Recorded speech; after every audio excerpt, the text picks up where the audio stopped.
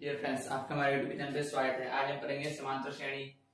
समांतर श्रेणी पढ़ने से पहले आप हमारे चैनल पर नए थे, कृपया चैनल को सब्सक्राइब कर लें और बेल आइकन के बटन को दबाएं। आइए हम समांतर श्रेणी के बारे में जान लेते हैं। उससे पहले हम समांतर श्रेणी का अर्थ जान लेते हैं।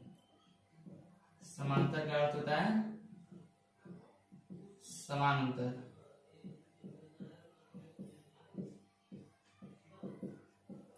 और श्रेणी का अर्थ होता है संख्याओं का संग्रह, यानी कि समांतर श्रेणी। तो समांतर का अर्थ होता है समान अंतर और श्रेणी का अर्थ होता है संख्याओं का संग्रह। अब हम अपने टॉपिक पे चलते हैं। तो हम समांतर श्रेणी, तो हमारा समांतर श्रेणी में नेक्स्ट टॉपिक है अनुक्रम। समांतर श्रेणी को जानने से पहले हम अनुक्रम के बारे में जान लेंगे। तो हमारा अनुक्रम किसी संख्याओं को एक के बाद एक, यानी कि एक के बाद एक लिखे हैं। इसमें भी लिखने में यदि किसी नियम का पालन होता है तथा उस नियम के आधार पर अगली संख्या ज्ञात हो जाए तो उन संख्याओं को अनुक्रम कहते हैं। यानी कि हम अपना पहला एग्जांपल ले लेते हैं, ये 1 2 3 4 डॉट डॉट डॉट। तो हमारा पहला एग्जांपल है एक के बाद एक संख्याएं लिखी हुई हैं और किसी नियम का पालन करता है। तो ये संख्याएं, यानी कि ये संख्याएं की पहली संख्या में एक जोड़ देंगे तो दूसरा पद प्राप्त होगा, दूसरी संख्या में यानी कि 2 में एक जोड़ेंगे तो तीसरी प्राप्त होगी 3, और 3 में एक जोड़ेंगे तो चौथी प्राप्त होगी, यानी कि 4। और कह रहा है हमारा तथा उस नियम के आधार पर अगली संख्या प्राप्त हो, यानी कि एक निश्चित नियम का पालन करता है कि सब में हम एक जोड़ते हैं और उसी के आधार पर इसकी अगली संख्या हमारी प्राप्त होती है। तो इस प्रकार की संख्याओं को अनुक्रम कहते हैं। इसे भी देख लेते हैं। दूसरा हमारा है 2, 4, 6, 8, 2, 4, 6, 8 डॉट डॉट डॉट। तो हम इसमें भी देखते हैं, इसमें एक निश्चित नियम का पालन हो रहा है क्योंकि हम इसके प्रथम संख्या में 2 जोड़ रहे हैं तो इसकी द्वितीय यानी कि दूसरी आ रही है, दूसरी में 2 जोड़ रहे हैं तो छठी 6 आ रही है यानी कि तीसरी, और हम तीसरी में 2 जोड़ रहे हैं तो चौथी। ये भी एक निश्चित नियम का पालन करके इसलिए ये भी अनुक्रम है। अब हम अपने एग्जांपल तीसरे को देख लेते हैं। तो हमारा तीसरा एग्जांपल है 1 5 9 4 17। 1 5 9 13 17। तो हम देखते हैं कि ये भी एक निश्चित नियम का पालन करती है क्योंकि 1 में 4 जोड़ेंगे तो 5 आ जाएगा, 5 में 4 जोड़ेंगे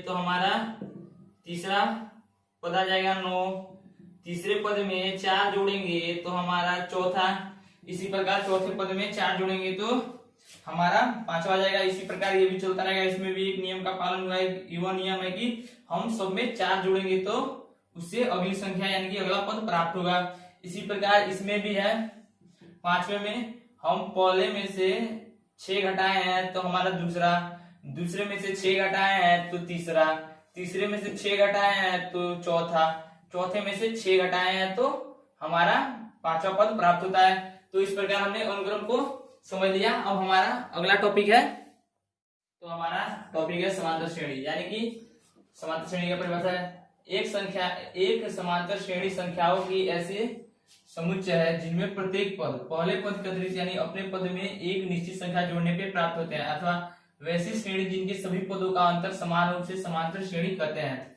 तो हम समांतर श्रेणी के पदों को यानी कि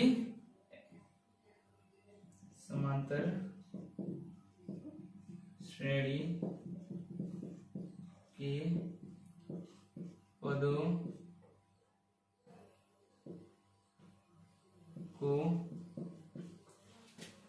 A1, A2, A3, A4, A5 dot dot dot AN से सूचित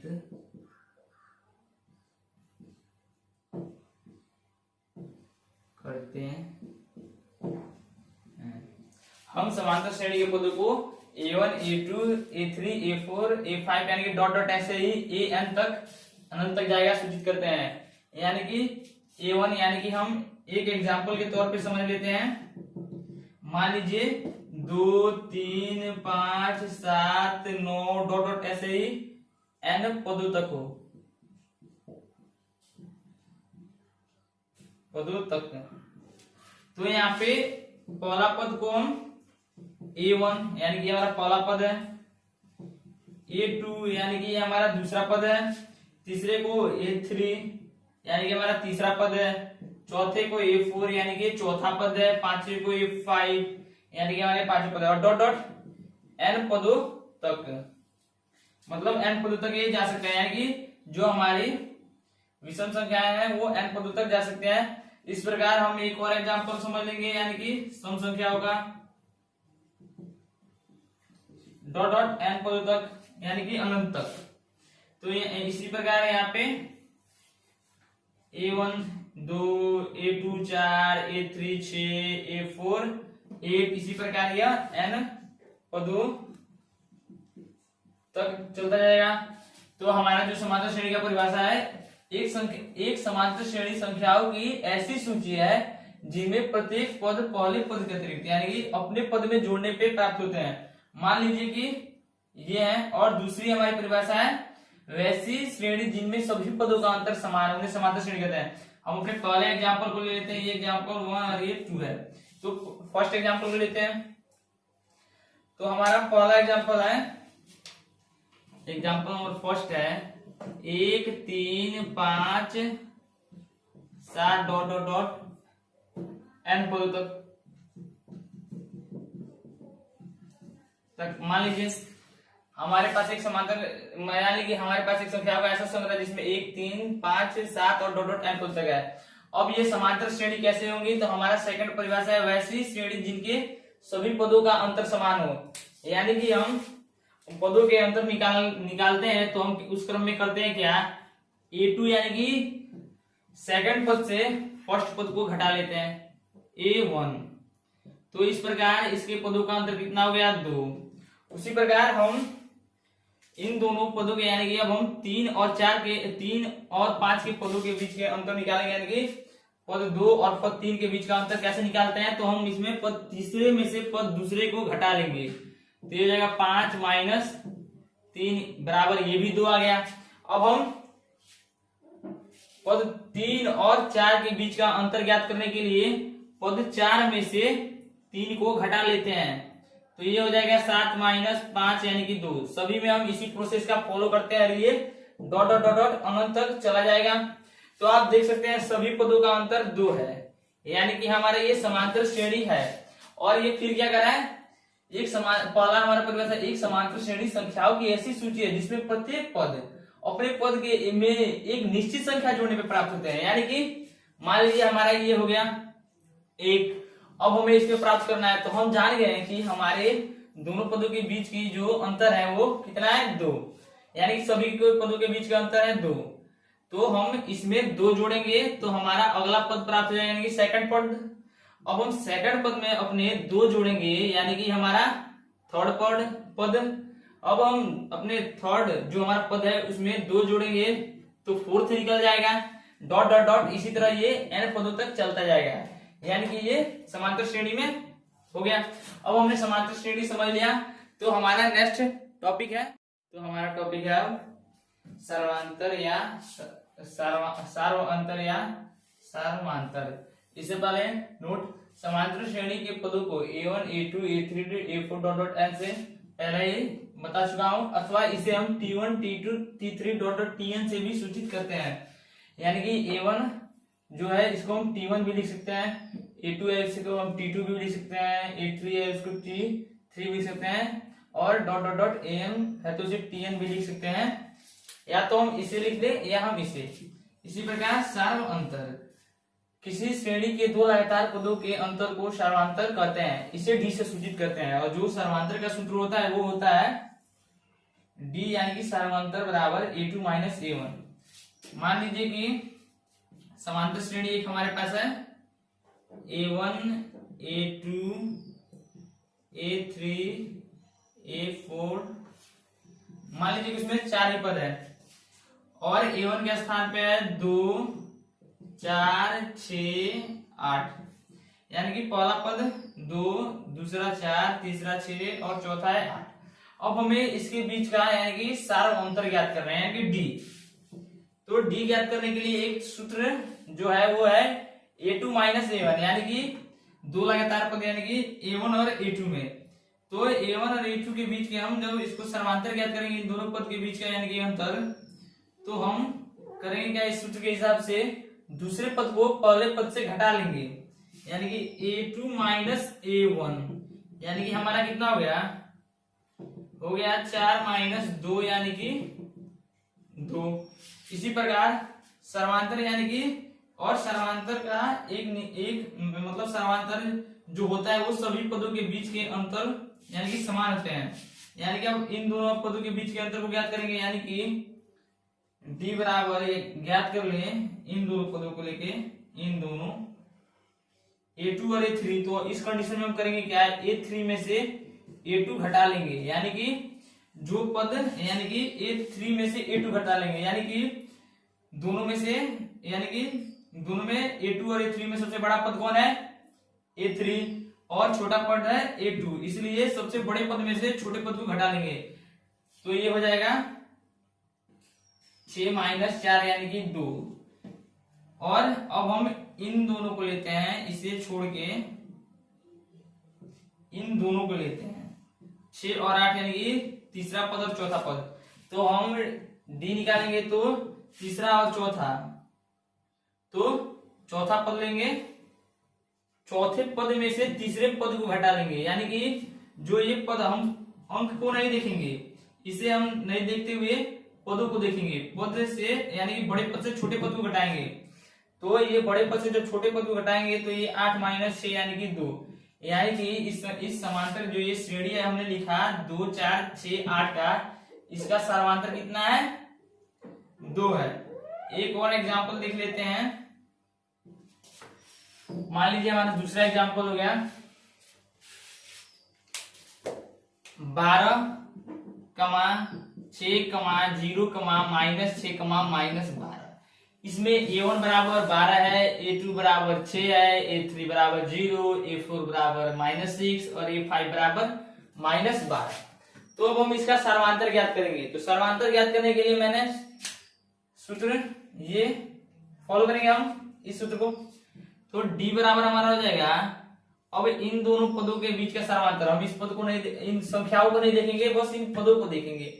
इन दोनों पदों के बीच का सर्वांतर यानी कि a1 और a2, तो a2 पद ले लेंगे, a2 और माइनस a1, यानी कि सूत्र के हिसाब से।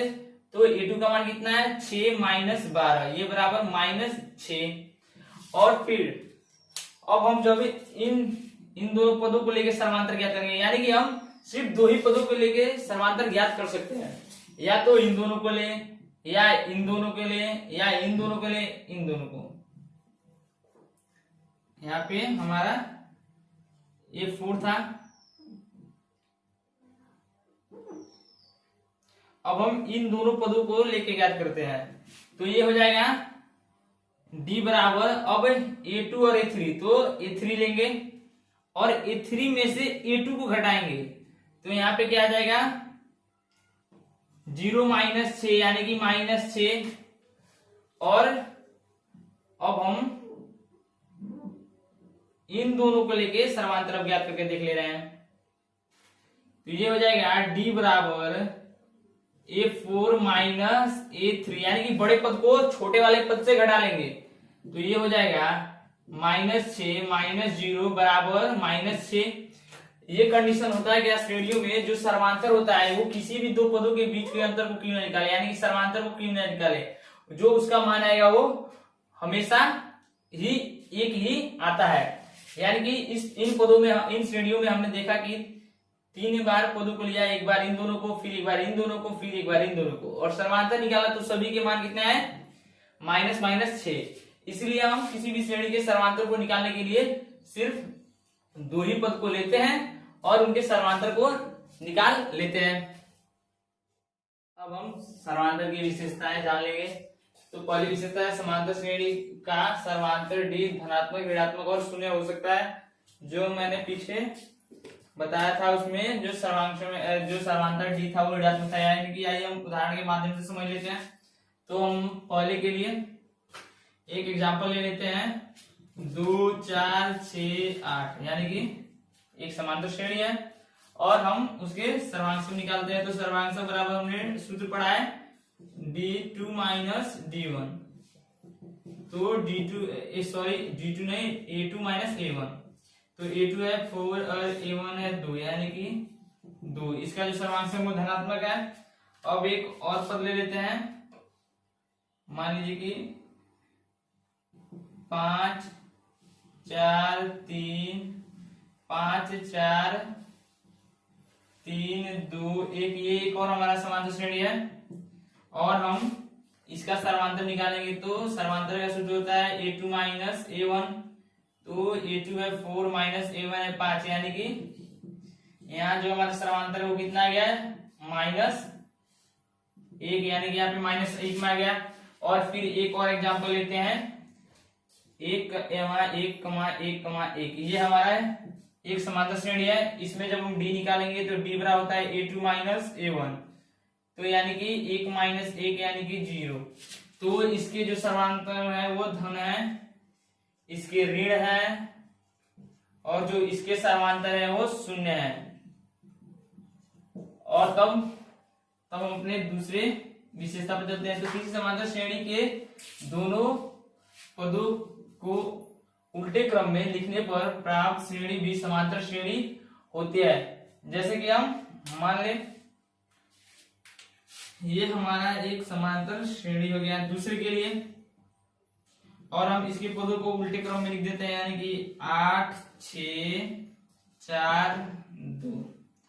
तो ये जो प्राप्त होगी ये श्रेणी, ये एक समांतर श्रेणी होगी। तो कैसे, आइए हम देखते हैं। यदि इनके सभी पदों का जो अंतर होता है वो समान हो जाएगा तो ये समांतर श्रेणी होंगी, या दूसरी कंडीशन में इसके पहले पद में अतिरिक्त पद जोड़ने पे दूसरा पद प्राप्त हो जाएगा, तो भी ये दूसरे और तीसरे में जोड़ने पे तीसरे में जोड़ने से अतिरिक्त होगी। आइए तो हम इसकी जांच कर लेते हैं, यानी कि हम इसका डी निकाल लेंगे। तो ये कितना हो जाएगा, a2 माइनस a1 होता है, यानी कि 8 में से 6 जाएगा, 2 बचेगा।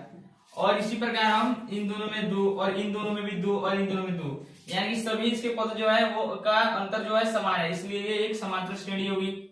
तो हमने दूसरे को भी समझ लिया, क्योंकि ताकि समांतर श्रेणी जो होती है उसके हम उल्टे क्रम में लिखते हैं तो वो भी एक समांतर श्रेणी होती है। यानी कि जिस तरह इनके पदों का अंतर यहाँ पे माइनस होगा, जिस तरह इनके पदों का जो सर्वांतर था वो धन था, और उसी प्रकार उलाट देंगे तो जो सर्वांतर का चिन्ह होता है वो बदल जाएगा। इस प्रकार इसके पदों का जो सर्वांतर वो माइनस में है और इसके पदों का सर्वांतर जो है धन में है।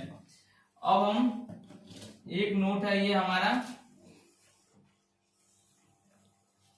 कि सर्वांतर का व्यापक रूप a2 माइनस a1, यानी कि a2 माइनस a1 बराबर a3 माइनस a2 बराबर a4 माइनस a3 बराबर dot dot an minus an-1, यानी कि d, ये सभी सर्वांतर के व्यापक रूप है। यानी कि इन दोनों पदों का अंतर, यानी कि 6 माइनस 8 का अंतर बराबर 4 माइनस 6 का अंतर बराबर 2 माइनस 4 का अंतर, यानी कि ये d होगा। यानी कि ये कितना आएगा, ये होगा -2 बराबर -2 बराबर -2 बराबर d।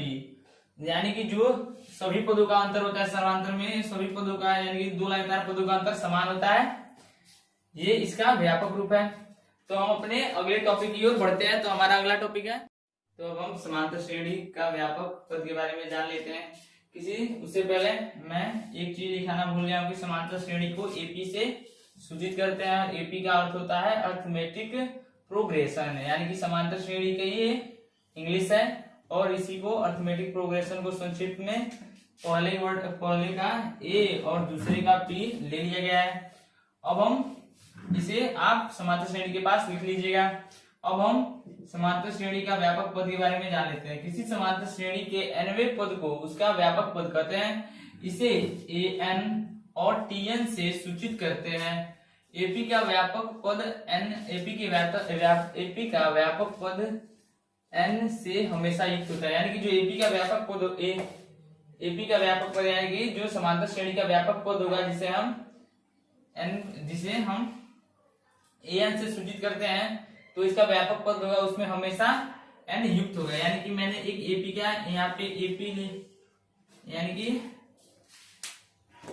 nवें पदों को उसका व्यापक पद कहते हैं, यानी कि इसे हम एक व्यापक पद मैंने लिया an बराबर 2n प्लस 3 तथा एक मान लीजिए मैं दूसरा ले लेता हूं an यानी व्यापक एक दूसरा व्यापक पद यानी कि ले लेता हूं मैं 3n प्लस 4, यानी कि हम कोई भी व्यापक पद ले उसमें जो n वो जरूर होना चाहिए, n यानी कि जरूर होगा, और n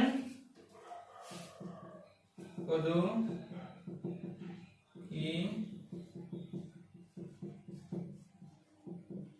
और जो n है वो पदों की संख्या है, यानी कि किस पद को निकालना है। मान लीजिए कि हमारा an बराबर 2n प्लस 1, इसके आधार पे हमें a1 यानी पहले पद को निकालना है n, तो ये हो जाएगा 2 गुणे n के स्थान पर 1 प्लस 3 यानी कि 5। मान लीजिए इसी सूत्र के आधार पे हमें a5 निकालना है, यानी कि n के स्थान पे हम 1 से अनंत तक संख्याओं को रख सकते हैं n के स्थान पे। मान लीजिए हमें f5 निकालना है, तो f5 बराबर क्या हो जाएगा 2 गुणे n के स्थान पे 5 प्लस 3, ये हो जाएगा 10, 10 3 13, इसी प्रकार हो जाएगा। यानी कि जो इसका n है वो पदों की संख्या है, यानी कि हम कोई भी व्यापक किसी समांतर श्रेणी के n पदों को उसका व्यापक पद है, यानी कि हम किसी भी n पद को लिख लें an उसमें जो मान लीजिए इस बार 5n प्लस 8, यानी कि उसमें n रहना आवश्यक है। यदि n नहीं रहेगा तो वो लिखा है क्या हमारे परिभाषा के बगल में एपी का व्यापक पद n से हमेशा युक्त होता है। यदि n नहीं रहेगा तो वो समांतर श्रेणी का व्यापक पद नहीं होगा। तो हम इन्हें इस प्रकार समांतर श्रेणी के व्यापक पद को समझ लिया। अब हम अपने नेक्स्ट टॉपिक पे चलते हैं। अब हम निकालेंगे कि जब समांतर श्रेणी का प्रथम पद और समांतर दिया हो तो हम एपी का व्यापक पद कैसे निकालते हैं, यानी कि समांतर श्रेणी का व्यापक पद कैसे निकालते हैं। तो हम मान लेते हैं हमारे पास तो कोई समांतर श्रेणी दिया नहीं है, यानी कि जिसका हम प्रथम पद लें और समांतर लें, तो हम मान लेंगे अपने आप माना एपी का पहला पद, यानी कि समांतर श्रेणी का पहला पद ए मान लेते हैं क्योंकि दिया नहीं है, और जो हमारा समांतर है हम उसे डी मान लेते हैं। तो एपी के परिभाषा से एपी के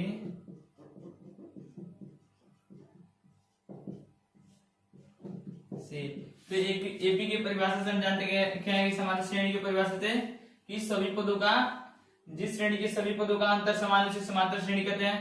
तो दो पद a2 माइनस a1 बराबर डी, यानी कि समांतर a3 माइनस a2 हो जाएगा, यानी कि डी a4 माइनस a3 यानी कि डी a5 माइनस a4 यानी कि डी, ये डॉट डॉट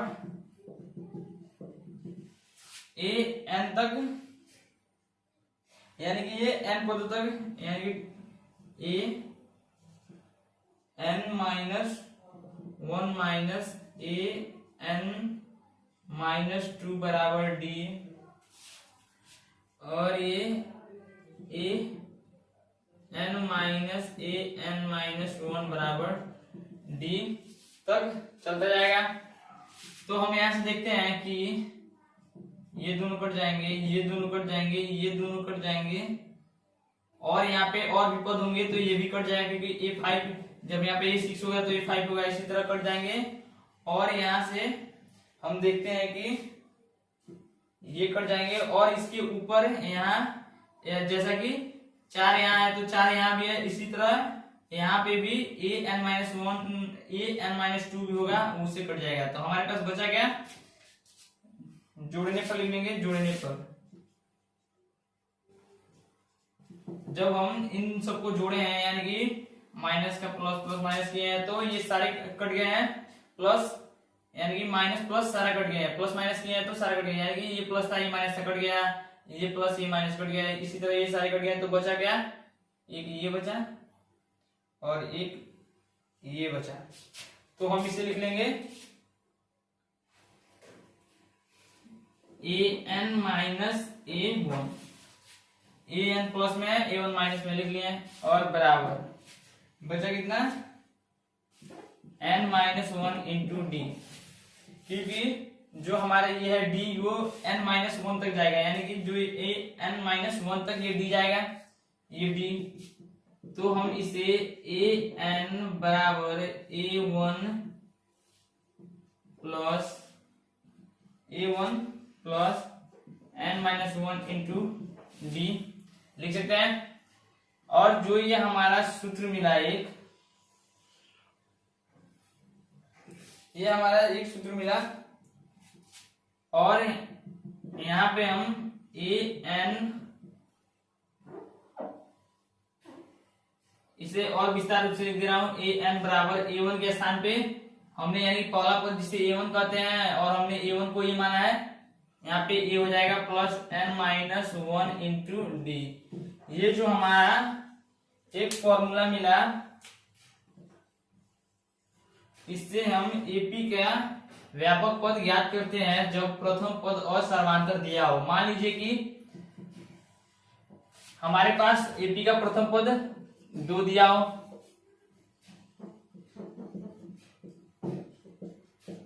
एपी का प्रथम पद 2 दिया हो, सर्वांतर 1 दिया हो, और हमें मान लीजिए A5 निकालना है, यानी कि एपी का 5वां पद निकालना है। हम n यानी कि ये पदों को दिखाता है, पदों की संख्या को दर्शाता है कि कौन सा पद हमें निकालना है, यहाँ पे हम उसको भर लेते हैं। तो हमें 5वां पद निकालना था, इसलिए हम n के स्थान पे 5 लिख लिए। और अब हम करेंगे क्या, a का मान यानी कि हमारा पहला एक, यानी कि इसे पहला पद को हम a से सूचित करते हैं, तो एक हमारा कितना हो गया 2 प्लस n, यानी कि n के स्थान पे हमने 5 लिखा है, तो 5 माइनस 1 कर लेंगे, और d के स्थान पे हमने 1 लिखा है, और इसे निकाल लेंगे 2 प्लस 4 गुणे 1, यानी कि ये हो जाएगा 6। जो हमारा 5वां पद होगा वो क्या होगा 6 होगा।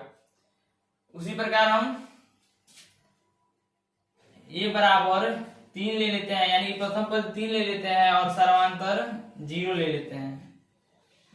तो जब हम इसे निकालेंगे तो ये हो जाएगा ए, जान लीजिए कि हमें ए 7वां पद निकालना है, मान लीजिए ए 7वां पद निकालना है, तो ये हो गया प्रथम पद a plus n minus 1 into d के प्रोसेस से 3 प्लस n यानी कि 7 माइनस 1 इंटू 0, तो ये हो गया 7 प्लस 6 गुणे 0 बराबर 3 आ जाएगा। इसी प्रकार हम बहुत से मानों को निकाल सकते हैं। अब हम समांतर श्रेणी के व्यापक रूप के बारे में जान लेंगे। तो मान लेते हैं यदि माना कि मान लें कि यदि हम a1 बराबर यानी कि प्रथम पद समांतर श्रेणी का ये ले लेते हैं,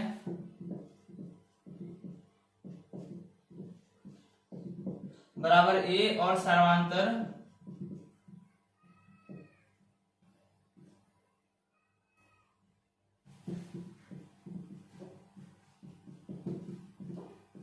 डी ले लिए। तो हम समांतर श्रेणी का व्यापक रूप निकालने के लिए क्या करेंगे,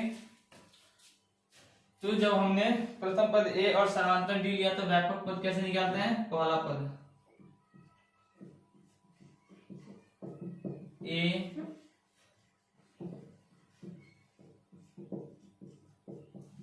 ए plus d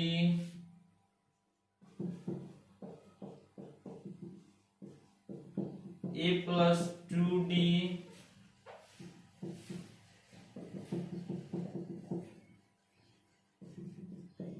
a plus 3d, ये dot dot dot dot n पदों तक चलता जाता है, यानी कि ए एन बराबर हो जाएगा a plus n minus 1 into d, a अनंत तक जाता है यानी कि nवें पदों तक जाता है। तो हम पहले पद को a1 से सूचित करते हैं, दूसरे को a2 से, तीसरे को a3 और चौथे को a4 और डॉट डॉट an बराबर a प्लस ये जो होगा ये a plus n minus 1 into d तक जाएगा। तो अब हम समांतर श्रेणी का व्यापक रूप और एक एग्जाम्पल देख लेते हैं, यानी कि एग्जाम्पल, इसको पहले हम सजा लेते हैं। अतः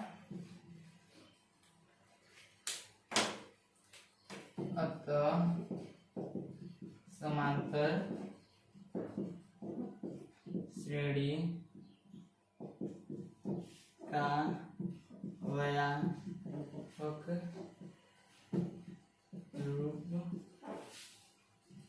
a plus D a plus 2d a plus 3d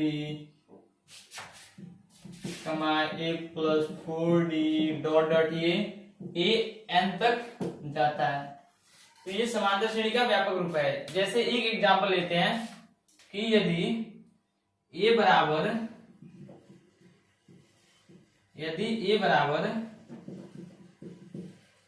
3 दिया हो और d यानी कि सर्वांतर हमारा 2 दिया हो, तो हम समांतर श्रेणी कैसे ज्ञात करेंगे, यानी कि व्यापक रूप से हम समांतर श्रेणी ज्ञात करते हैं, यानी कि इसी आधार पर हम समांतर श्रेणी से कैसे ज्ञात करेंगे। तो समांतर श्रेणी के व्यापक रूप को फॉलो करते हुए a plus D a plus 2d a plus 3d और ये डॉट डॉट डॉट n तक जाएगा। तो a के स्थान पे 3, 2 के स्थान पे यहाँ पे होगा 3 प्लस 2, यहाँ पे होगा 3 प्लस 2 गुणे 2, यहाँ पे होगा 3 प्लस 3 गुणे 2 डॉट डॉट डॉट n तक चला जाएगा। तो ये हो जाएगा। तो इसलिए एपी हमारा है कितना 3, 5, 7, 9 डॉट डॉट डॉट n। इस प्रकार हम समांतर श्रेणी के व्यापक रूप से समांतर श्रेणी यानी कि जब प्रथम पद और द्वितीय यानी जब प्रथम पद और सर्वांतर दिया होता है तो समांतर श्रेणी के व्यापक रूप से हम समांतर श्रेणी ज्ञात करते हैं। तो हम अपने अगले टॉपिक की ओर बढ़ते हैं। 5 होगी। आइए अब हम समांतर श्रेणी के कुछ महत्वपूर्ण सुझाव के बारे में जान लेते हैं। पहला सुझाव है कि समांतर श्रेणी में 3 संख्याएं a minus b alpha minus beta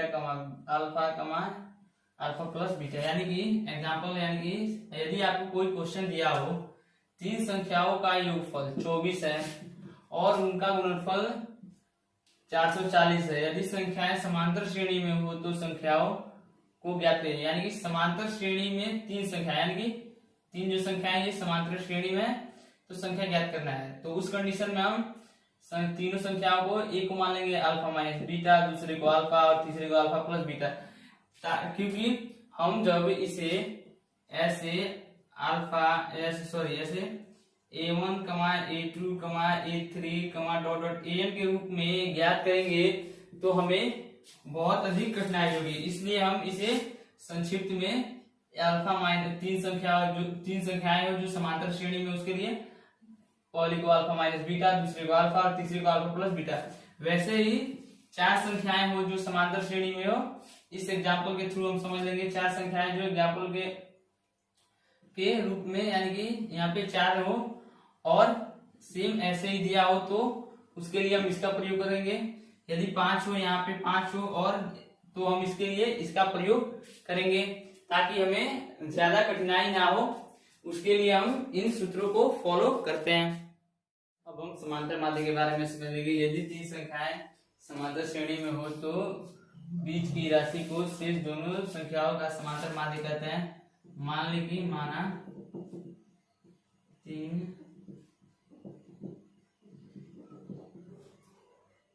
A B और सी हैं जो समांतर श्रेणी में।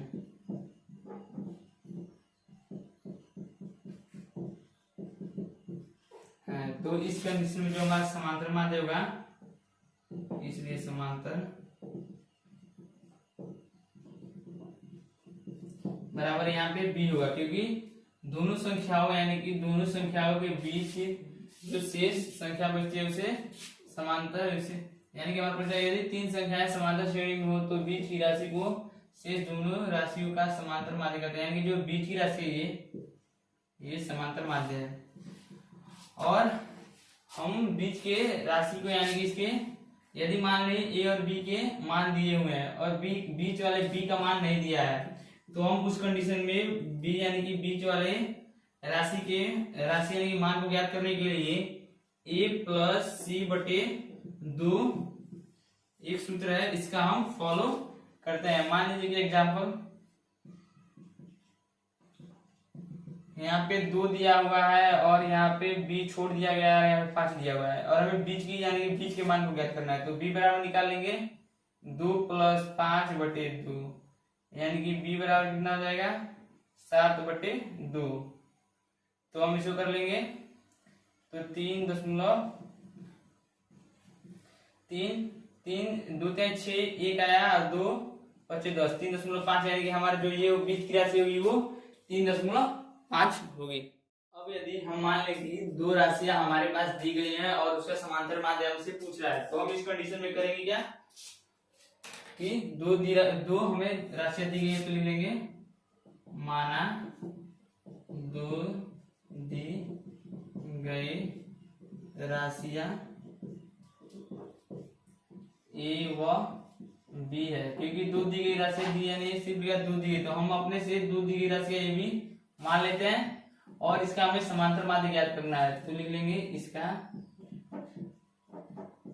समांतर माध्य